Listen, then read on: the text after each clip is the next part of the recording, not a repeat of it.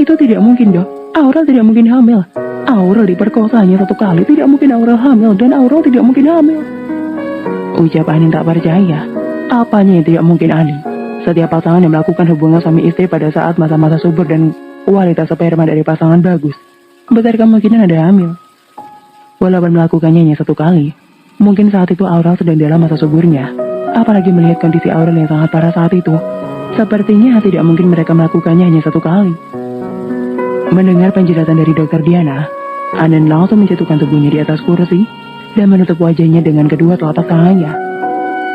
Tapi usia Aurel baru 18 tahun, Dok. Bagaimana bisa dia menerima hal itu? Ini tidak adil untuknya. Bagaimana Anin menjelaskan padanya? Lirih Anin, temui dia sekarang.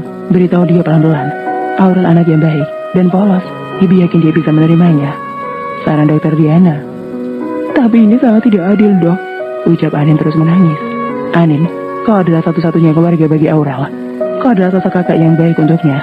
Kau harus mampu menenangkannya dan memberikan pengertian. Ibu yakin kamu pasti bisa, Anin. Aurel adalah remaja yang sangat polos. Dia masih labil. Kamu harus bisa banyak membantu. Ibu akan doakan kalian berdua bahagia selalu.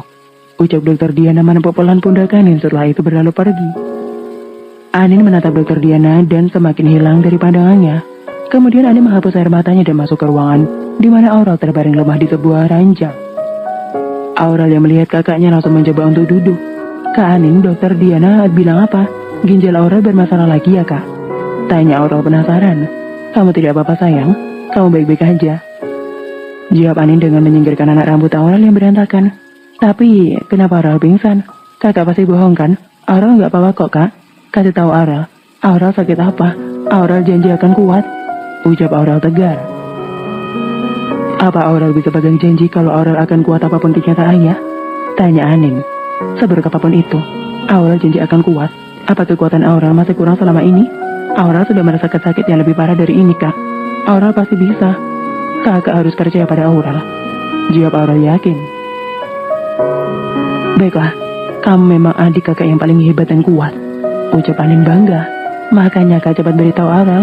Lagi pula, Aurel hanya merasa mual dan pusing saja. Jadi Aurel yakin tidak seburuk penyakit Aurel sebelumnya. Hehehe. Di dalam sini sekarang ada penghuninya. Ujar Anin tersenyum tipis dengan tangannya mengelus perut Aurel lembut. Maksud kakak apa?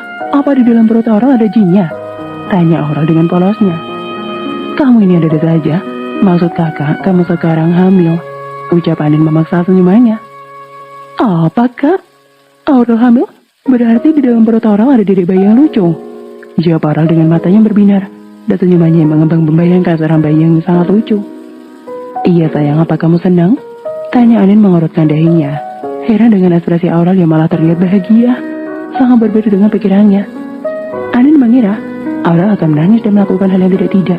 Tapi Anin senang melihat Aurel bahagia mendengar kalau dia hamil. Dia tidak perlu khawatir sekarang, sayang. Tanya Anin. Tidak, Kak. Aurel sangat sedih. Wanita mana yang senang bila hamil karena diperkosa? Maafin Aurel yang harus berpura-pura senang supaya kakak tidak bersedih. Batin Aurel serta menangis. Tentu saja Aurel tenang, Kak. Tapi apa kita perlu mencari ayahnya? Aurel ingat wajahnya, Kak. Kita harus mencarinya, Kak. Aurel yakin dia pasti mau bertanggung jawab. Dengan sedih kepolosannya, Aurel berkata seperti itu. Membuat Anin mengurutkan alisnya tak setuju. Aurel sayang, kenapa kamu bisa sepolos ini? Kita tidak perlu meminta pertanggungjawaban siapapun. Kamu punya kakak yang akan selalu menjagamu. Jawab Anin langsung memeluk Aurel. Kak, ayo kita pulang. Aurel mau ke perpustakaan, mau cari buku tentang kehamilan. Ucap Aurel dengan gembira, dan tentu saja hanya berpura-pura. Iya sayang, kakak temenin ya. Tawar Anin. Enggak usah, kakak di rumah aja masakin Aurel nasi goreng yang banyak. Nanti Aurel pulang tinggal makan sepuasnya. Lagi pula, Aurel mau ke perpustakaan samping minimarket depan kontrakan kita. Masa iya pakai acara ditemani segala? Bantah Aurel lembut. Oke deh, tapi kita ke ruangan Dokter Diana dulu untuk ambil resep obat. Terus ambil obatnya. Setelah itu baru kita pulang. Setelah mendapatkan beberapa vitamin, Anin dan Aurel pun segera pulang dengan menggunakan angkutan umum. Anin mengantarkan Aurel sampai di depan pintu perpustakaan. Setelah itu dia pun kembali ke kontrakan. Begitu sampai, Anin langsung berkutat dengan peralatan dapur guna membuatkan Aurel nasi goreng putih sederhana seperti biasa. Pertama-tama Anin menumis bawang dan irisan cabai, lalu memasukkan nasi yang sudah dibumbui garam dan juga penyedap rasa. Diaduk-aduk sampai gurih dan selesai. Kali ini Anin membuat lebih banyak dari biasanya. Mengingat nafsu makan Aurel sangat besar bila tidak seperti biasanya. Setelah membereskan semuanya, Anin pun segera mandi.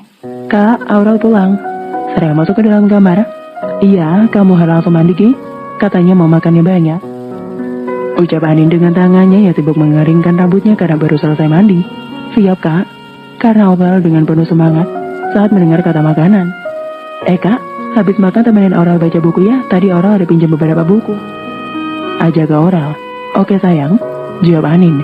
Malam harinya Anin dan Aurel yang tengah membaca buku dikejutkan dengan suara ketukan pintu yang begitu kerasnya. Kak, kayaknya itu pria-pria serem tadi pagi deh, ujar Aurel. Astaga, aku lupa. Batin Anin menjerit karena panik. Karena sibuk dengan urusan Aurel, Anin sampai melupakan urusannya dengan para rentenir seram itu. Setelah cukup lama termenung, akhirnya Anin pun pasrah. Aurel sayang, kamu dengerin kakak ya. Kakak akan pergi ikut mereka sebentar. Dan kakak janji besok akan segera pulang. Bujuk Anin menggenggam kedua bahu Aurel. Mereka mau bawa kakak kemana? Tanya Aurel mengerucutkan bibirnya dengan mata berkaca-kaca. Begini sayang, kakak kemungkinan besar akan diberi pekerjaan oleh mereka untuk melunasi hutang kita. Kamu harus janji sama kakak bahwa kamu harus jaga diri kamu dan kandungan kamu. Kakak janji akan segera pulang besok. Jelas Anin, ini di dalam kartu ini ada beberapa uang tabungan kakak. Kamu bisa gunakan untuk kebutuhanmu selama kakak kerja. Sambungannya lagi dengan memberikan sebuah kartu kepada Aurel. Tapi kak, sangga Aurel terhenti dengan berlinang air mata. Kamu harus jaga diri sayang, kakak tidak akan lama. Ucap Anin memeluk erat Aurel. Kakak pergi dulu ya, ingat pesan kakak jaga diri. Kamu di sini saja dan jangan keluar. Ucap Anin dengan kedua ibu jarinya menghapus air mata Aurel. Aurel sayang kakak. Ucap Aurel langsung memeluk tubuh sang kakak. Kakak, Aurel sayang kakak. Ucap Aurel dengan terisak-isak.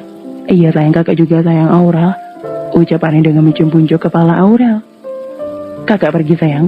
Ucap Anin melangkahkan kakinya keluar dari kamar, meninggalkan Aurel yang masih terus menangis. Maafkan kakak Aurel. Maafin Aurel ke Anin. Semua ini terjadi karena Aurel.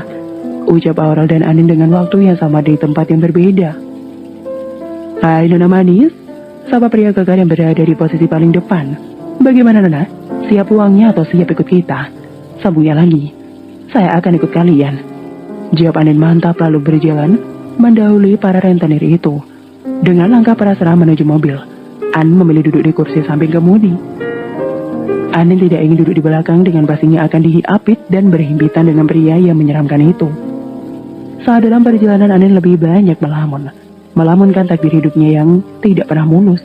Anin pasrah akan diapakan untuk menebus hutangnya. Anin hanya berdoa semoga saja dia diberikan pekerjaan seperti pembantu misalnya.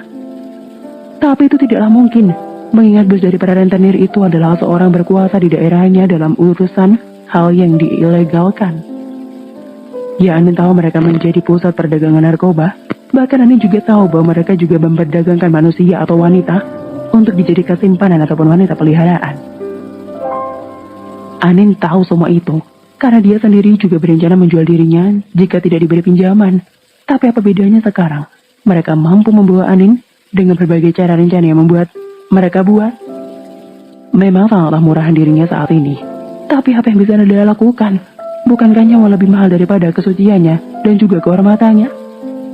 Jangankan tubuhnya, Anin bahkan adalah jika detik ini juga harus menukar nyawanya demi adiknya yang begitu dia sayangi. Anin mungkin rela memakan makanan dari tong sampah daripada menjual diri. Tapi Anin lebih rela lagi menjual dirinya bahkan nyawanya demi adiknya Aurel. Setelah menempuh perjalanan kurang lebih setengah jam, kini Anin sudah berada di dalam ruangan sebuah hotel.